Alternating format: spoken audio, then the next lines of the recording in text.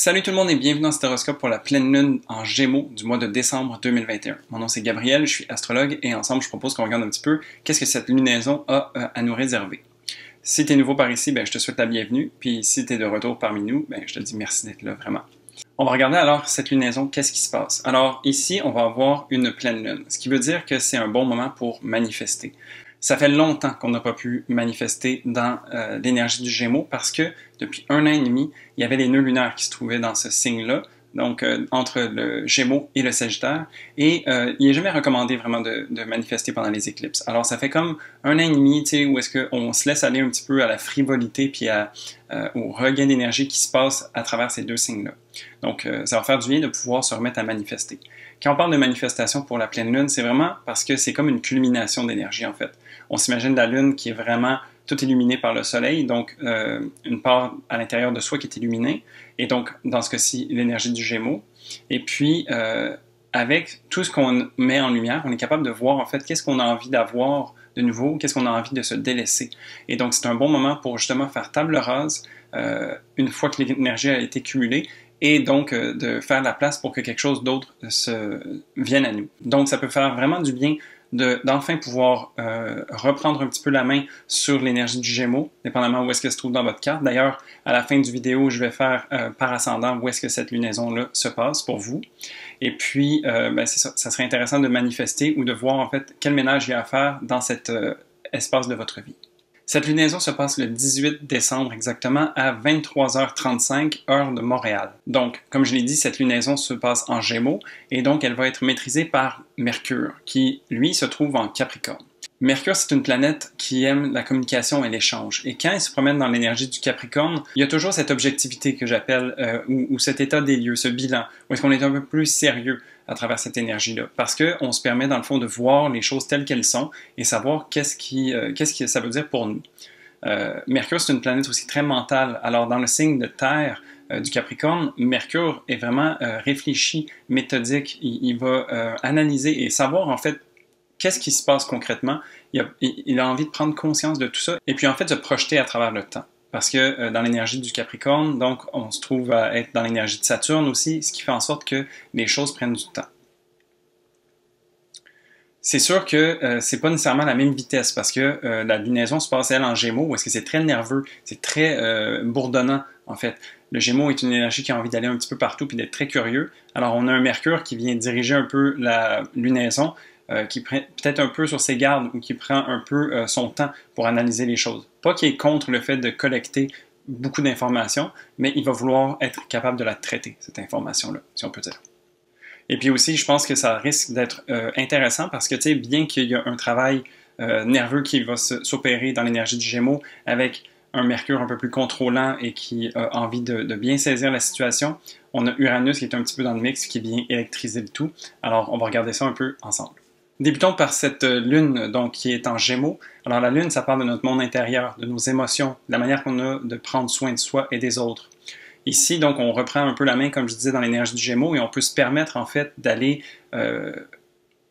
vivre, en fait, cette énergie. Donc, d'aller vers l'autre, d'être en échange, d'être dans la communication, de vouloir s'amuser, de découvrir des nouvelles choses. Donc, il y a vraiment tout ça qui est disponible maintenant pour nous. La lune parle aussi de nos besoins, ou de ce qui nous fait peur. Alors, ça peut être aussi un bon moment pendant cette lunaison-là de venir regarder, en fait, faire un état des lieux, avec un Mercure en Capricorne qui nous aide à mentaliser un peu tout ça, de voir, en fait, qu'est-ce que c'est cette année et demie d'éclipse dans le signe du Sagittaire et du Gémeaux sont venus nous apporter, quels changements ont pris forme, et puis qu'est-ce qu'on fait avec ça, t'sais? On a vraiment un mental fort avec une lunaison en Gémeaux, et un Mercure quand même capable de pouvoir œuvrer concrètement sur ça. Alors ça pourrait être une belle opportunité de venir faire état des lieux et de regarder en fait qu'est-ce qui a remonté, puis qu'est-ce qu'on a envie peut-être d'ajuster pour la suite des choses. Mais tu sais aussi, c'est une lune qui est très sociale, alors ça peut être vraiment plaisant peut-être d'aller vers l'autre justement, tu sais, de se permettre en fait d'y aller un petit peu plus candidement, d'y aller un petit peu plus comme se laisser porter par le vent, tu sais. Alors, il y a une belle légèreté qu'on peut s'offrir aussi, il n'y a pas juste du travail à faire à travers cette lunaison-là. Quand on parle de pleine lune, on a évidemment une opposition avec le soleil, alors on a le soleil qui se promène en Sagittaire, un soleil qui a envie d'ouvrir ses horizons, qui a envie de sortir, qui a envie d'aventure et tout ça, donc Vraiment, on parlait d'une fin d'un chapitre avec la lunaison précédente en Sagittaire, mais le Soleil ici est toujours dans cette énergie-là de fin, un petit peu où est-ce qu'on est en train de regarder justement les grandes lignes, les croyances, les choses qui que nous a apporté justement ces éclipses de l'année dernière et demie. Et maintenant qu'on est capable de pouvoir sortir de ça et de regarder en face qu'est-ce qui se passe, ça fait du bien aussi au Soleil en Sagittaire de pouvoir justement sortir un petit peu de tout ça et puis voir, en se dépoussiérant un petit peu, qu'est-ce qui arrive maintenant, tu sais. Le Soleil, ça parle de notre ego, de notre vitalité, de qu'est-ce qui nous fait avancer. Alors vraiment ici, à travers l'énergie du Gémeaux pour la Lune qui fait un travail intérieur de venir voir comment ça se passe, avoir un Soleil qui vient nous aider, nous épauler, puis nous mettre en face aussi un petit peu, avoir de la perspective, être capable de faire un miroir sur tout ce qu'on est capable de voir, vient faire un beau travail intérieur quand même et nous amène aussi à vouloir sortir. Donc, quand je parlais d'aller voir des gens, peut-être ça pourrait être vraiment une belle opportunité de sortir de la routine un petit peu puis de se lâcher lousse, un petit peu, ça pourrait être fun. Cette lunaison, sinon, fait un trigone avec Jupiter en Verseau. Donc, un trigone, c'est un aspect positif. Avec une des planètes bénéfiques comme Jupiter, ça fait du bien. Alors, ici, vraiment, je trouve que la Lune est bien positionnée pour profiter de cette nouveauté, si on peut dire, de pouvoir habiter l'énergie du Gémeaux sans frivolité, sans chaos un petit peu. C'est un petit peu le chaos organisé à cet endroit-là. Donc, ça fait du bien. Puis Jupiter vient nous aider à structurer la chose un petit peu, se trouve dans un signe mental aussi, le signe du Verseau. Alors, c'est pour ça qu'il y a un bel échange entre la Lune et Jupiter. Et puis, donc, il y a aussi cet appel à voir qu'est-ce qui se passe collectivement, à voir qui on est maintenant aujourd'hui. Après, quand on se regarde, on est capable aussi de se transposer à différentes sphères et il y a peut-être un peu cette globalité qui vient faire écho à cette lunaison-là. Donc, j'en ai parlé déjà. Si on passe au Soleil en Sagittaire, qui vient parler vraiment de qu'est-ce qui nous habite, qu'est-ce qui nous fait rayonner et avancer en ce mois de décembre, vraiment, il y a cette légèreté aussi qui s'installe. Il y a ce désir d'avancer, de sortir, en fait. Donc, c'est vraiment, on sort de la caverne d'une certaine façon, on laisse derrière nous des choses qui ont été pratiques, qui nous ont amené des choses en lumière, mais maintenant, on a envie d'avancer, d'être plus léger. Donc, il y a vraiment cet aspect-là qui vient ici. Jupiter fait aussi un aspect positif au Soleil. Alors, ici, je pense que globalement, cette pleine lune a quand même un beau sourire collé sur elle. Et puis, vient faire en sorte qu'il y a des opportunités intéressantes, dans le fond, qui sont générées.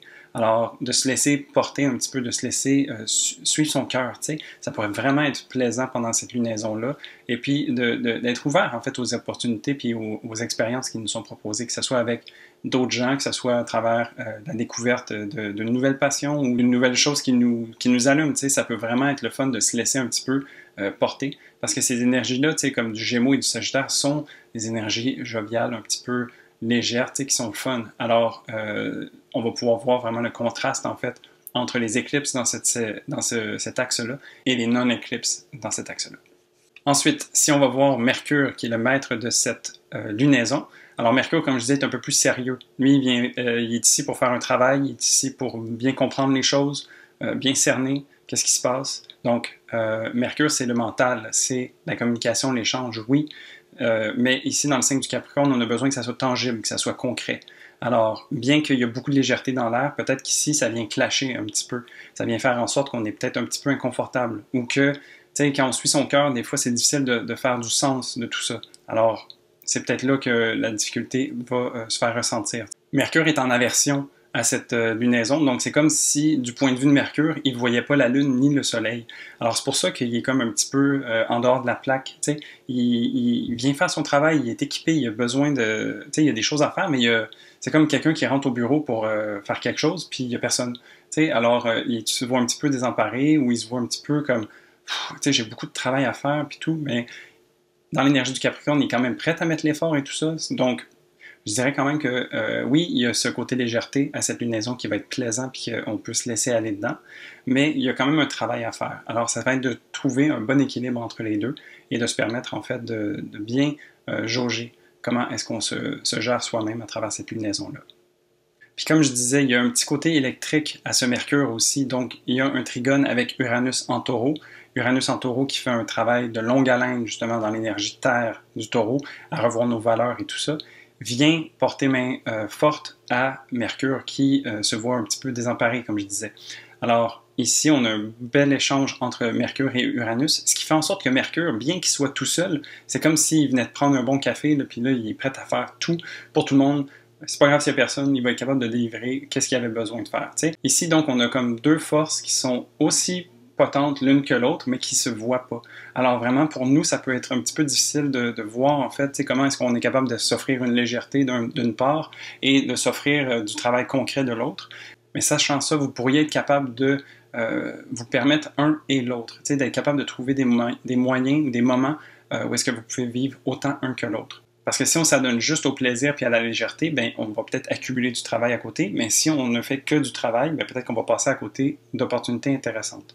Donc, tu sais, vraiment, ayez ça en conscience, je dirais, pour utiliser un peu Mercure, justement, tu sais, qui est capable de venir être multiple un petit peu. C'est une planète qui est capable de faire beaucoup de choses. Et donc, de prendre conscience qu'il y a du travail et de la légèreté et qu'il faut aller puiser dans les deux. Ça serait un petit peu le message.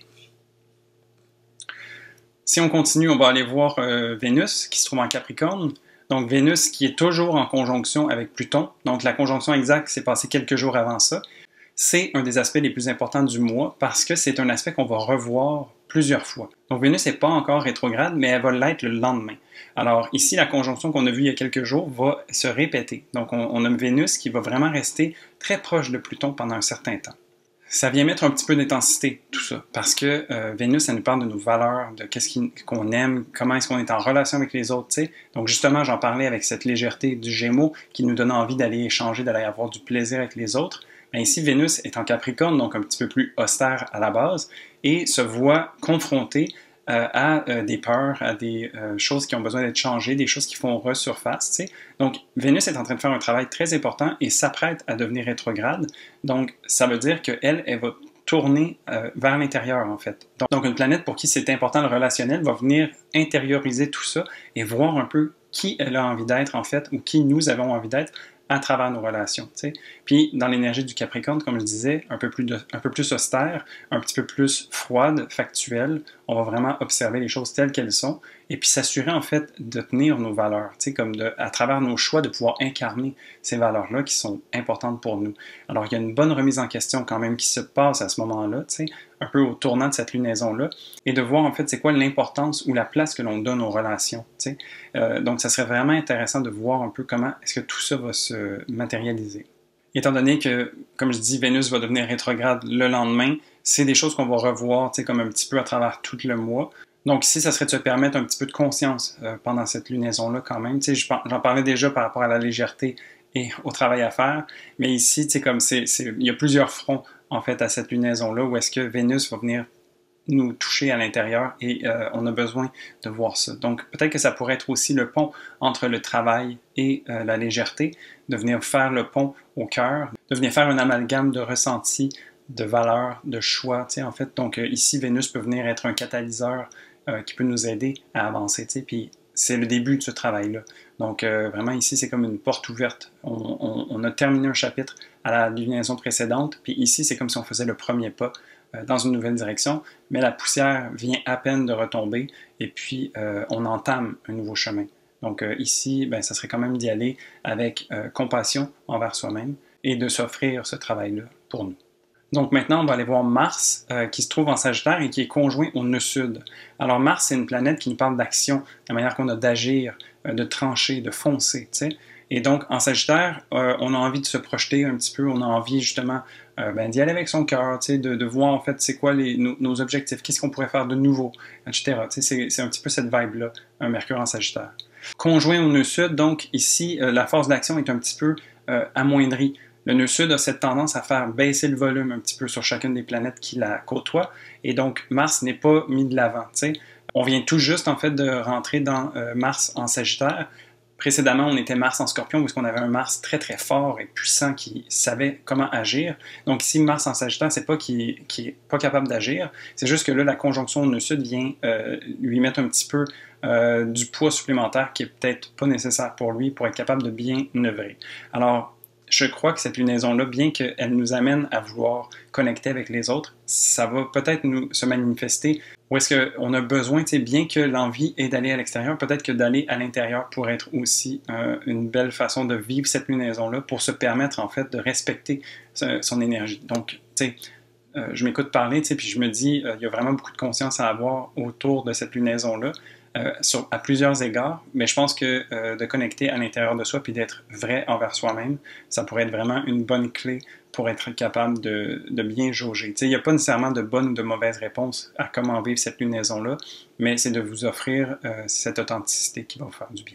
Et finalement, si on va voir Saturne qui se trouve en Verseau, Saturne continue son travail, tu sais, il continue de finir œuvrer à construire un petit peu la société, à faire progresser tout ça.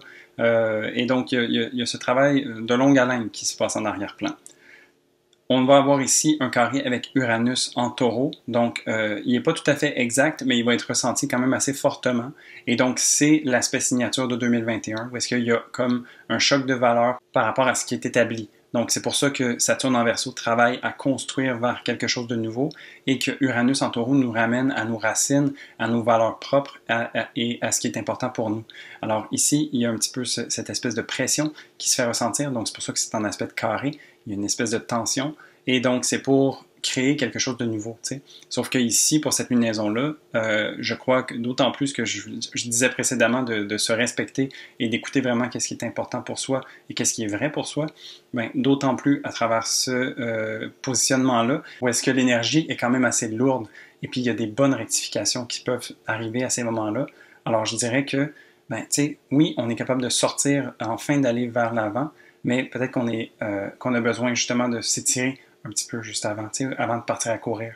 Alors, on est peut-être dans la période d'échauffement, je dirais, où est-ce que, oui, enfin, on peut regoûter pleinement à l'énergie du Gémeaux, mais justement peut-être se permettre de venir faire un état des lieux, dire, OK, maintenant que le choc des éclipses est passé, qu'est-ce qu'on fait? Où est-ce qu'on s'en va? Comment est-ce qu'on s'y prend? T'sais? Donc, c'est beaucoup de questions qui peuvent être de fond, mais qui vont venir poser une base solide, en fait, pour les prochains mois. T'sais, on est en train de culminer l'année 2021. Le mois de décembre est beaucoup tourné vers l'intérieur et vers un peu ce travail de bilan et de remise en question pour nous préparer à 2022 pour qu'on puisse partir du bon pied. Et donc ici, je pense que on tasse la poussière un petit peu, on s'étire, puis après ça, on va pouvoir commencer à avancer vraiment d'aplomb. Alors voilà, ça fait le tour de la lunaison. Quand même, je pensais que ça allait être un petit peu plus léger, parce que de prime abord, la Lune en Gémeaux, le Soleil en Sagittaire, avec Jupiter dans le mix, ça fait vraiment une belle signature. Mais il y a quand même des aspects importants qui se passent au niveau de Mercure, de Vénus et de Saturne.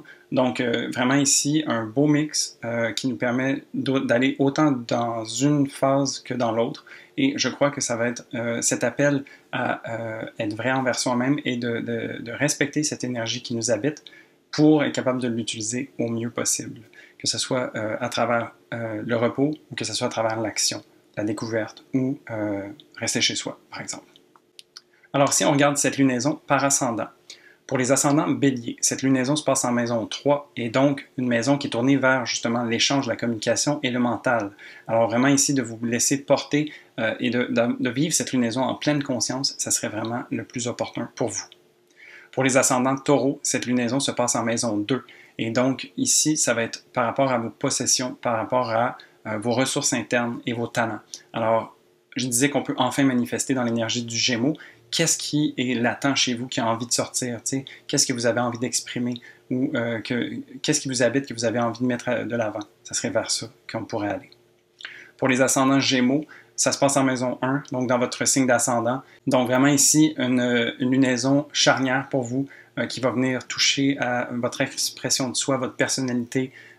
Vraiment, c'est un nouveau départ d'une certaine façon parce qu'on sort des éclipses dans votre signe.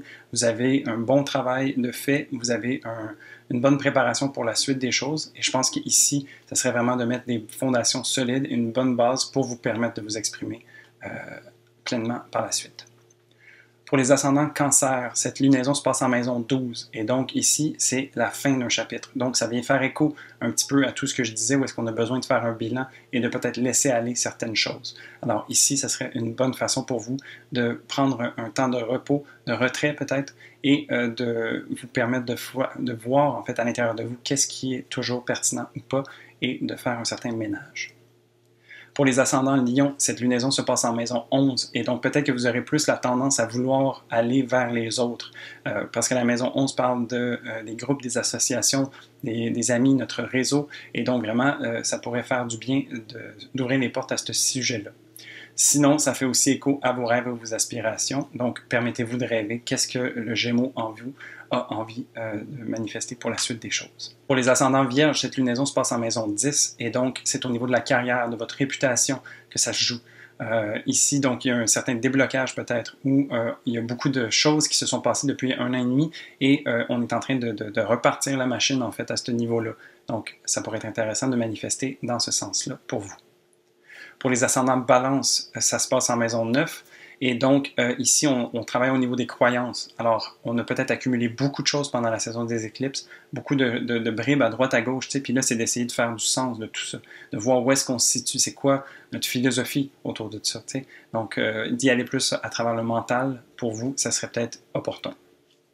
Pour les ascendants scorpions, cette lunaison se passe en maison 8 et donc une belle transformation est en cours. C'est justement, comme je disais, une espèce de transition entre la fin et le début d'un chapitre. Et donc ici, peut-être de vous permettre de plonger dans vos parts d'ombre et de voir en fait qu'est-ce qui vous habite, qu'est-ce qui est sous-jacent peut-être à l'énergie du Gémeaux et qui a envie d'émerger. Ça serait intéressant de voir à ce niveau-là.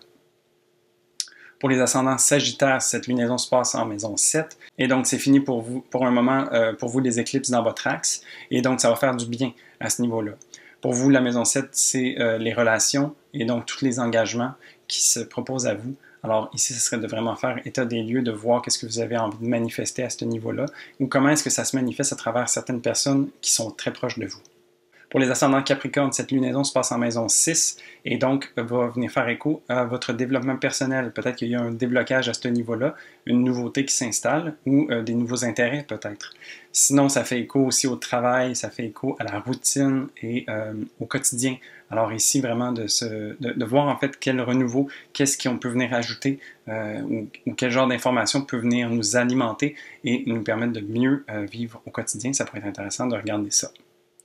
Pour les ascendants Verseau, ça se passe en maison 5 et donc un regain de créativité est proposé pour vous. Où est-ce que vous pouvez vous exprimer, vous pouvez lâcher votre fou d'une certaine manière, vous pouvez vous adonner à plein de nouveaux hobbies ou de nouveautés dans la vie et ça peut faire vraiment du bien.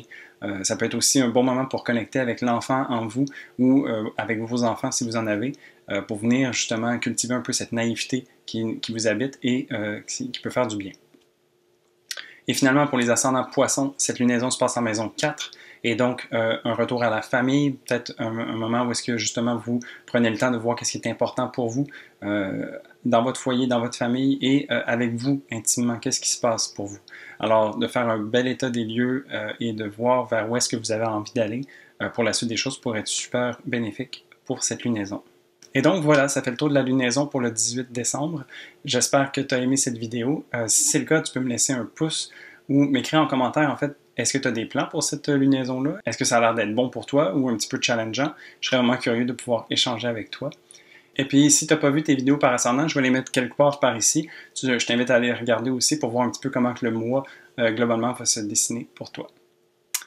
Sinon, moi, je te dis à la prochaine pour un prochain horoscope. Salut!